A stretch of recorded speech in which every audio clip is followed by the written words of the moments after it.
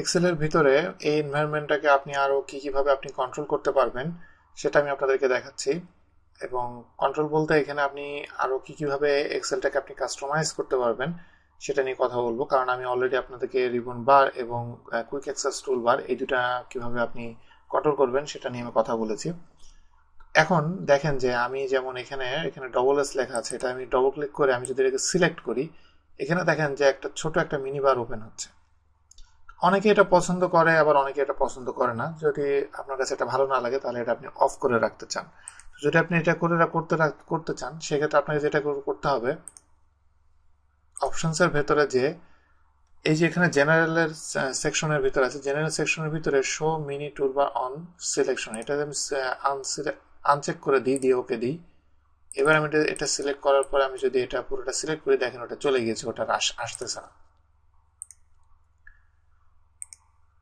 এভাবে এখানে category wise এরকম অনেক অপশন এখানে আছে, যার ভিতরে আমি কাস্টমাইজ রিবন এবং কুইক অ্যাক্সেস টুলবার এই দুটো আমি আলোচনা করেছি। বাকি এখানে অনেকগুলো আছে, যেমন আমি জেনারেলের ভিতরে এখানে আমি এটাকে আবার এনেবল করে দিলাম। আর এখানে আপনি যদি কোনোটা না বুঝতে পারেন তাহলে এরকম পাশে এরকম চিহ্ন আছে, তো এই আইকনের উপর আপনি সিলেক্ট করলে আপনাকে কিছু ইনফরমেশন দিবে যে আপনি কি ধরনের অ্যাকচুয়ালি এটা দিয়ে আসলে কি করা হয়, তা আপনার বুঝতে সুবিধা হবে। এরপর নিচে দেখে কালার স্কিম, এটা আপনি যে এই এক্সেল এনভায়রনমেন্টের কালারটা কেমন হবে, এখন সিলভার আছে, এটা আপনি চেঞ্জ করতে পারবেন। তো এখানে এরকম যেমন আপনি নতুন একটা যখন ওয়ার্কবুক আপনি ক্রিয়েট করবেন, ডিফল্টে এটার কি কি অপশন আপনি রাখতে চান সেই অপশনগুলো এখানে দিয়ে দিবেন, যে এটার ফন্ট কেমন হবে, বডি ফন্ট কেমন হবে, এই জিনিসগুলা। এরপরে ইউজার নেম, এখানে যদি আপনি আপনার নামটা আপনি ইউজ করতে পারেন, যদি বাই ডিফল্ট না নেয় তাহলে আপনি আপনার নামটা চেঞ্জ করে এখানে দিয়ে দিতে পারেন। আর এছাড়া জেনারেলের ভিতরে মোটামুটি এই। এরপরে নেক্সট সেকশন হলো ফর্মুলা। ফর্মুলার ভিতরে অনেক রকম অপশন আছে, তা আমি আপনাদেরকে অবশ্যই বলবো যে আপনি যদি একটা জিনিস না বুঝতে পারেন যে এটা দিয়ে অ্যাকচুয়ালি কি করা হয়, অবশ্যই সেটা আপনি চেঞ্জ করবেন না। যেমন এখানে ক্যালকুলেশন অপশনের ভিতরে এখানে আছে হলো অটোমেটিক।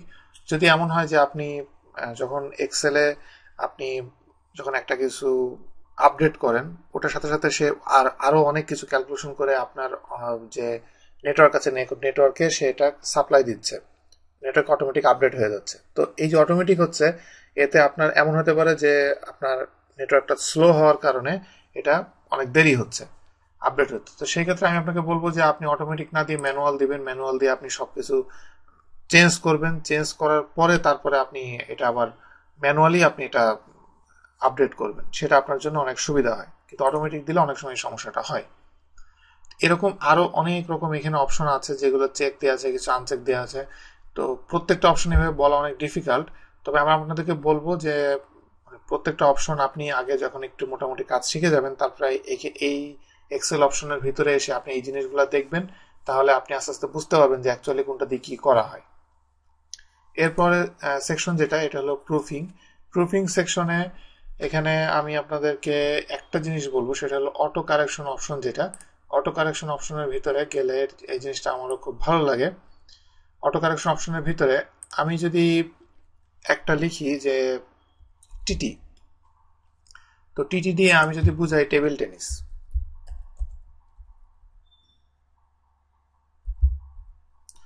টেবিল টেনিস দিয়ে এটা যদি আমি অ্যাড দিয়ে দিই, দেওয়ার পরে এখন আমি এটা ওকে দিলাম, দিয়ে আমি ওকে দিলাম। ওকে দিয়ে আমি কোনো এক জায়গায় যদি লিখি এটার ভিতরে টিটি লিখে আমি যদি এন্টার দিই, এখানে দেখেন যে টেবিল টেনিস দেখাচ্ছে। তার মানে এখানে আমি ছোট হাতের টিটি লিখেছিলাম বলে এখানে আসলে দেখায়নি, কারণ আমার ওখানে এটা ছিল, অবশ্যই এটা বড় হাতের ছিল, যার কারণে এটা ছোট হাতের নেয় নাই। এখানে আমি প্রুফিং এর ভিতরে অটো কারেকশন অপশনের ভিতরে গেলে এখানে আমি যদি টিটি দিই, তাহলে দেখেন যে এখানে অ্যাকচুয়ালি আমি ক্যাপিটাল লেটারে দিয়েছিলাম, যার কারণে এটা ছোট ছোট টিটিতে নেয়নি। তো এটা আপনি শর্টকাট আপনি এভাবে আপনি ইউজ করতে পারেন, যে আপনি যদি কোনো শর্টকাট অনেক বড় বড় ওয়ার্ড বা সেন্টেন্সের আপনি শর্টকাট এভাবে আপনি তৈরি করে রাখতে পারেন আপনি যদি চান। এছাড়া আরো কিছু অপশন আছে, এই ধরনের অপশনগুলো আপনি এইগুলো আপনি একটু দেখবেন, আপনি তাহলে এগুলো আসলে খুব বেশি কিছু বলার না, এগুলো খুব সহজে বুঝতে পারবেন। এরপরে সেভ অপশন যেটা, এটা আমি আপনাদেরকে বলি, এটা একটা ইম্পর্টেন্ট সেকশন। এখানে হলো যে আপনি সেভ যেটা এখানে হলো অটো রিকভার, যেটা 10 মিনিট পর পর সে এটা অটো রিকভার মানে অটোমেটিক সেভ হবে না 10 মিনিট পর পর। আর এই যে অটোমেটিক সেভ হবে, অটোমেটিক সেভ হবে যে ফাইলটা, সেই ফাইলের লোকেশন এখানে ডিফল্ট এক জায়গায় আছে। আর এমনি আপনি যে ফাইলটা আপনি ম্যানুয়ালি সেভ করবেন সেটা ডিফল্ট লোকেশন এক জায়গায় আছে। এই যে দুটা লোকেশন, এই দুটা লোকেশন আপনি আপনার মতো ইচ্ছা মতো আপনি এটা সেট করে দিবেন। এই পাথটা চেঞ্জ করে দিলে ওই জায়গায় এটা সেভ হবে। এরপরে disable auto recover for this workbook only, এটা হলো যদি আমি এটা ডিজেবল দিই তাহলে আমি যে কারেন্ট যে ডকুমেন্টটাতে আমি কাজ করতেছি তাহলে সেটাতে এটা ডিজেবল হয়ে যাবে। এরপরের সেকশনটা হলো ল্যাঙ্গুয়েজ। ল্যাঙ্গুয়েজটা হলো এখানে শুধু ইংলিশটা অ্যাড করা আছে। যদি আপনি অন্য কোনো ল্যাঙ্গুয়েজে আপনার কাজ করার দরকার হয়, সেই ল্যাঙ্গুয়েজটা আপনি এখানে অ্যাড করে নিলে আপনি সেই ল্যাঙ্গুয়েজে এখানে কাজ করতে পারবেন।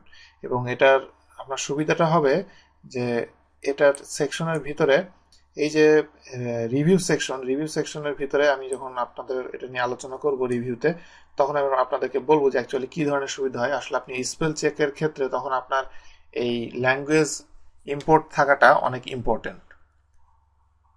এরপরে অ্যাডভান্স সেকশন, যেটা অ্যাডভান্স সেকশনে অনেক ধরনের অপশন আছে। যেমন আমি প্রথম অপশন যেটা দেখতে পাচ্ছেন, আপনি যখন কোনো সেলের ভিতরে থাকবেন থেকে আপনি এন্টার দিবেন, এন্টার দিলে দেখবেন যে এটা নিচে চলে যাচ্ছে, যে এখানে ডিরেকশন এখানে নিচে দেয়া।